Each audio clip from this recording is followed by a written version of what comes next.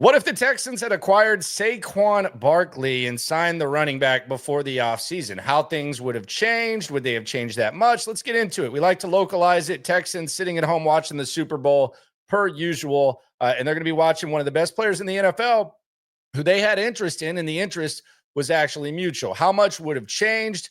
Who knows? But let's just go back in time to the offseason. This was all over the place. Saquon Barkley has been in contact with the Texans. He talked to CJ Stroud, and he was targeting Houston as his destination in free agency per Aaron Wilson. Now, Saquon actually confirmed this report on the New Heights podcast with Travis Kelce and Jason Kelce. Said initially Houston was his top choice. He had talked to the guys about it. The Texans, they were in the mix, but this was before Philadelphia. So in fairness, I think we do got to acknowledge that he's a Philadelphia guy. There's a little bit of extra motivation in sticking it to the Giants. He's a Pennsylvania guy, I should say. So maybe it was going to be Philadelphia no matter what. But for the sake of this discussion, I think there's multiple elements as we do localize it, as we always do here in the Locker Room, number one source for Texans digital content. Before we get into this, let's just acknowledge something when it comes to the Texans front office. The pivot to Mixon was great. Joe Mixon wasn't originally in the running back market.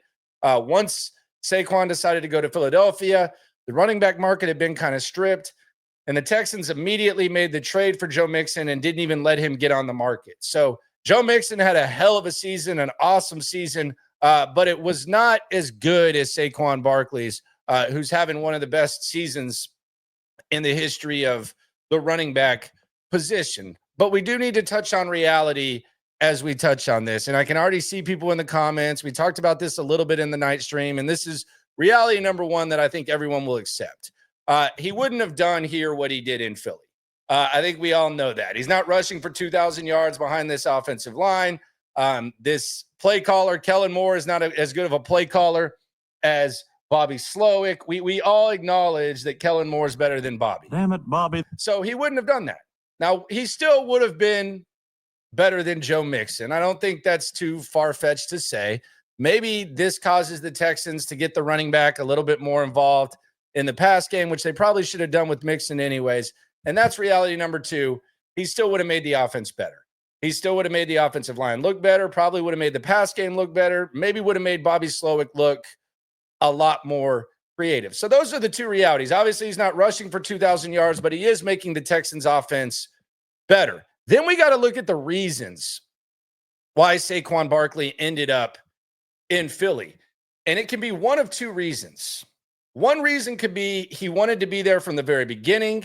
They offered a very solid contract, and he was going to go to Philly no matter what if it was close between the Eagles and Texans. I think it's logical to perhaps believe that, although the Texans were in the mix. Now, if that was not the case and it was just about money, and the Texans had a line in the sand as to how much they would be willing to pay Saquon Barkley at a position where it was a bargain, given the impact these guys can make. I know before the season, running back position was devalued, but with what he could potentially do for your offense, even if he had a year like he did with the Giants when he led Daniel Jones and company to the playoffs, that's worth what he ended up getting. If it was just about money, that's where the whole conversation becomes discouraging, because if the Texans were functioning under a hard line in the sand where they weren't going to go this high for Saquon Barkley and they weren't going to pay him that much, then I'm going to show you something that's going to be very discouraging. It's going to be painful for Texans fans to see. It's going to be pretty comical for teams that aren't the Texans. Let's just pretend that Philadelphia was out of the equation, and if the Texans had offered more money, then they could have gotten Saquon Barkley. Now, this was also a time where CJ Stroud's still on his rookie deal, so you can pay guys a little bit more. The Texans decided to do that. They just didn't decide to do it with Saquon Barkley. Instead, and let's pretend that the Texans didn't want to pay an extra couple million for Saquon Barkley. Let's look at what they decided to do with that money if they were being hardos when it came to Barkley negotiations.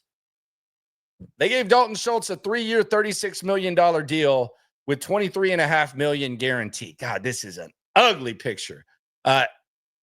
Saquon ended up signing for 3 years, $37 million.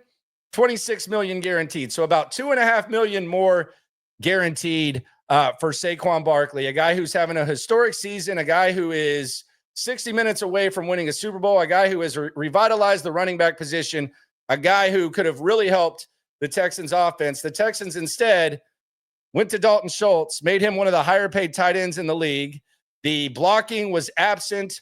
The receiving was moderate, and you're stuck with him for at least 2 years. If money was the reason, and it wasn't just about Philadelphia, you've got to question the way in which the Texans functioned under their offensive budget. That is a painful graphic for Texans fans. You know how I feel about the running back position. I can promise you, Texans fans, that hurts me much more than it hurts you. Maybe he was going to Philadelphia no matter what, but if it was money and that's how they decided to spend it, yikes. The reality is you probably could have gotten a better tight end on the market just in the second tier. The Jonnu Smith, the Zach Ertz, the Fant. Probably could have even gotten a better tight end.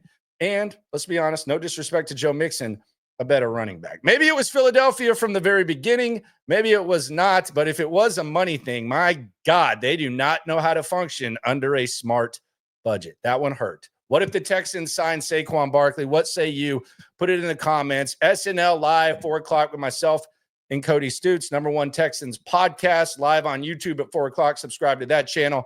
Also, the nightly stream at 10:30. Whether they signed Saquon Barkley or they didn't, whether they never had a chance because it was Philly or bust, or they're just not very smart when it comes to operating with the offensive budget. When it comes to this Texan stuff, we're all in it together. Appreciate you for coming through. Subscribe to the Locker Room.